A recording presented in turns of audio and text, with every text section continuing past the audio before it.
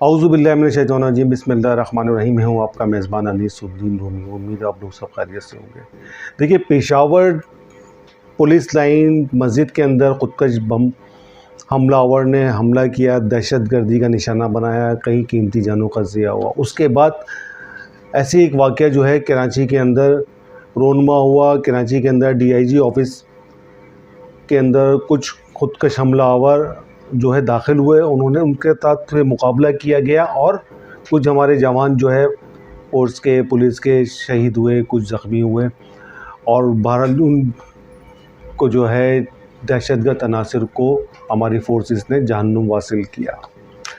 देखिए, एक अरसे दराज से ये सिलसिला रुका हुआ था पाकिस्तान के अंदर दहशतगर्दी का। काफ़ी अरसे तो ये थमा हुआ था, लेकिन बतदरीज जो है ये ऐसे वाक़यात रोनुमा हो रहे हैं। जैसे पेशावर में हुआ, उसके बाद फिर कराची के अंदर हुआ, फिर कराची को, यानी कि क्या इस मुल्क के साथ क्या हो रहा है, क्या इसको मुल्क के साथ क्या हो रहा है, इसको क्या ज़ाहिर करना चाह रहे हैं कि इस मुल्क के अंदर दहशतगर्दों का राज है या कोई भी हमारी जगह, कोई भी सिक्योरिटी के इदारे महफूज नहीं है दहशतगर्दों से।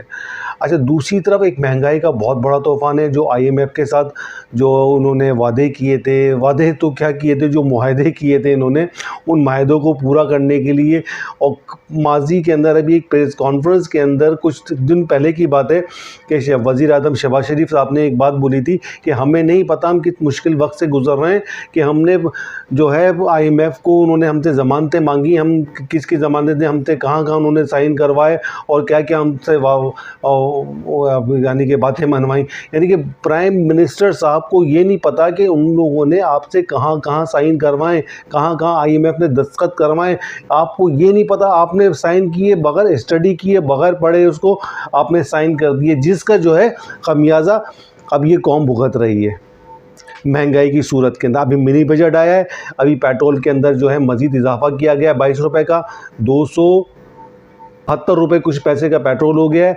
अभी सुनने में ये आ रहा है कि अभी मज़ीद जो है पेट्रोल की कीमतें बढ़ाकर 294 तक लेकर जाएंगे, फिर ये 300 से तजावुज़ कर जाएंगी ये कीमतें मज़ीद आगे।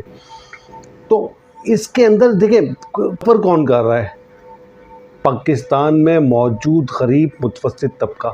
अब तब के ऊपर कि देखा जा रहा था एक पाकिस्तान के अंदर एक ऐसी जगह भी है जहाँ पर चाय 1 रुपये की मिलती है, रोटी 1 रुपये की मिलती है, सब्ज़ी जो है वो 4 रुपये की मिलती है, और जो मछली जो है वो 12 रुपये की मिलती है, और गोश्त 12 रुपये का मिलता है।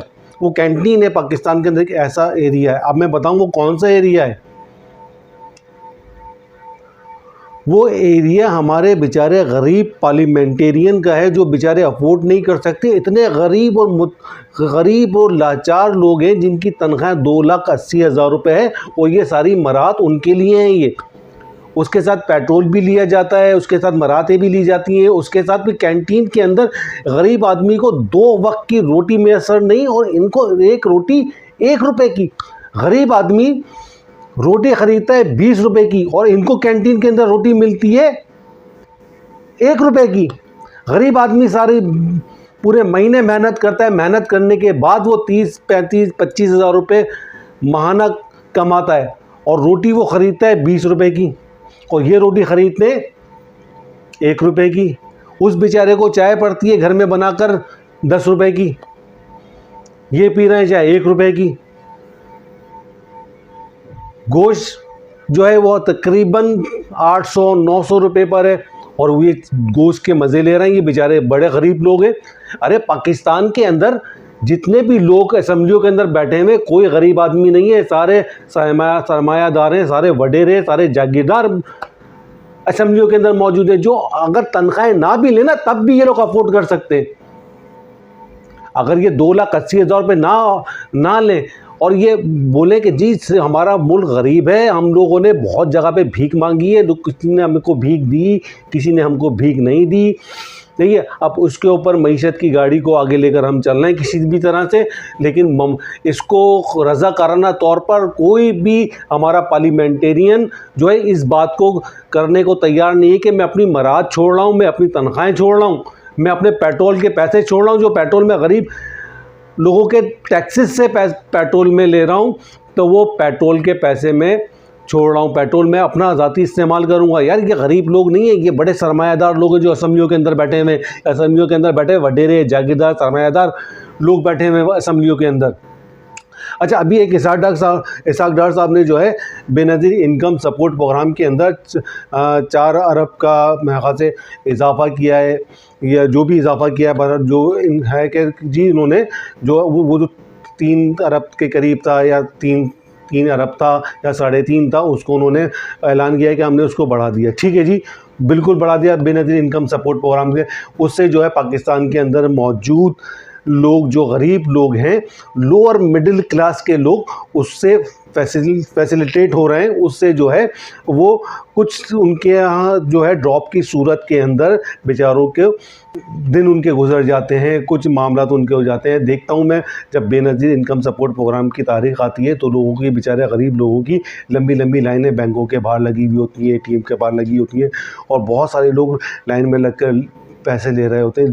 जी बिल्कुल, अच्छी चीज़ें हमारे गरीब लोगों के लिए, मदद के लिए एक गवर्नमेंट ने या बेनज़ीर इनकम सपोर्ट प्रोग्राम की सूरत के अंदर इस काम को किया।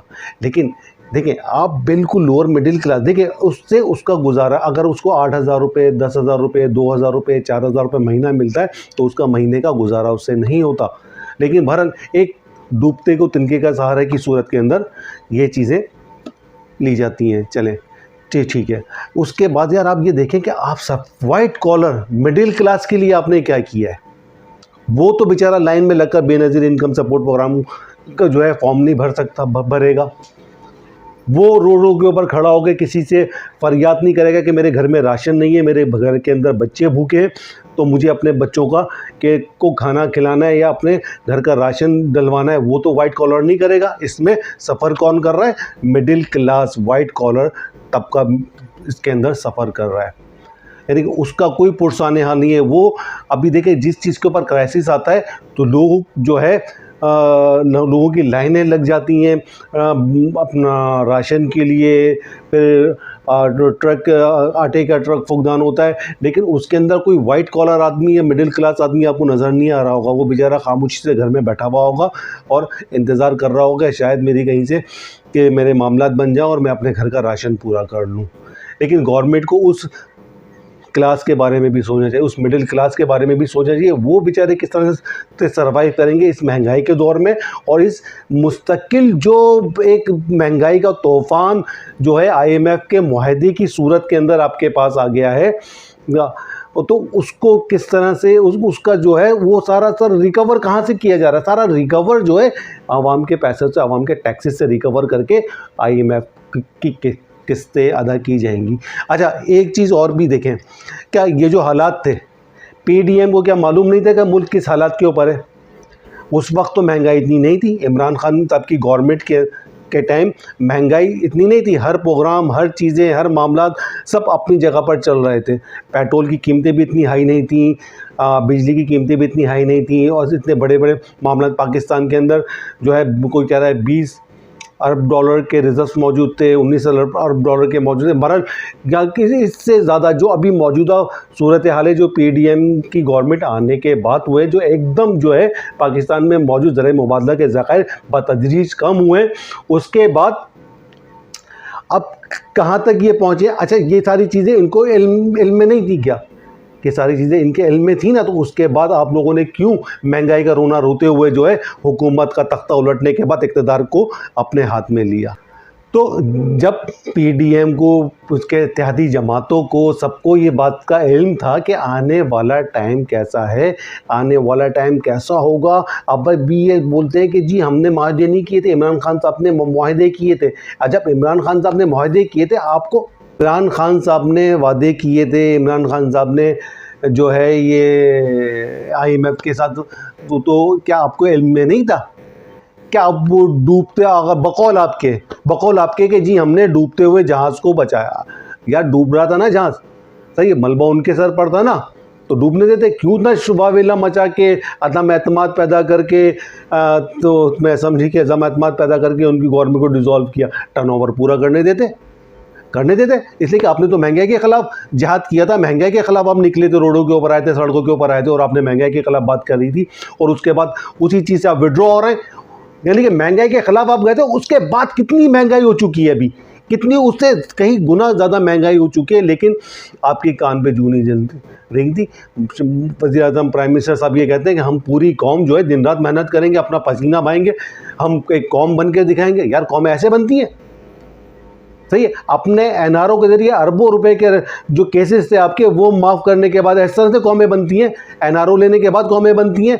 अपने जो है नैब के केसेस जो से सब के सब जितने लीडरान पीडीएम के अंदर मौजूद हैं, तमाम जमातें, जितने लोग इसके साथ पीडीएम के साथ शरीक हैं, सब ने अपने केसेस ख़त्म करवाए हैं। इस तरह से कौमें बनती हैं भाई, इस तरह से कौमें बनती है। करप्शन करो, करप्शन के बाद अपनी गवर्नमेंट लेकर आओ और नैब के ऑर्डिनेंस में तरमीम करके तमाम तर केसेस अपने ख़त्म करवा दो। इस तरह से कौमें बनती हैं। यार कौमें जिस तरह से बनती हैं ना, उन कौमों को देखें आप हिस्ट्री देखें मुसलमानों की, जिस तरह से मुसलमान कौम बनती है, जिस तरह से आपके यहाँ स्कूल्स के अंदर, आपके यहाँ के जो है हॉस्पिटल्स के अंदर आए दिन वीडियो वायरल होती है कि आपके मदरसों के अंदर, आपके स्कूलों के अंदर, आपके हॉस्पिटल्स के अंदर किस तरह से गैर इंसानी सलूक अल्लाह की मखलूक के साथ किया जाता है। ये दरख्वास्त है इस हुकूमत के से हमारी, इस मुल्क के गरीब लोगों की, कि खुदारा इसके ऊपर रहम करें। बहुत से लोग बोल रहे हैं, बहुत से लोग कह रहे हैं, काफ़ी लोग इसके बारे में डिस्कस कर रहे हैं, लेकिन हमारा जो मीडिया है, हमारे माशाल्लाह सहाफ़ी हैं, कल तक तो वो बहुत ज़्यादा शोर कर रहे थे महंगाई के ख़िलाफ़। आज उनको वो महंगाई नज़र नहीं आ रही, आज उनको वो महंगाई नहीं देखे। हमारे यहाँ जो क्लास है ना, हुक्मरान तबका, फिर उसका पैसे वाला तबका, फिर हमारे यहाँ के मीडिया, हमारे सहाफ़ी हजरात जो माशाल्लाह और वो खरबोपति हो चुके हैं, तो उनको इस महंगाई से फ़र्क नहीं पड़ता। उनको तो पता ही नहीं है कि आटे चीनी के भाव क्या हैं यार। वो उसको पता है जो सारा दिन मेहनत करता है, मेहनत करने के बाद भी अपने घर का राशन पूरा नहीं कर पाता, अपने बच्चों को 2 वक्त की रोटी भी पेट भर के नहीं खिला पाता।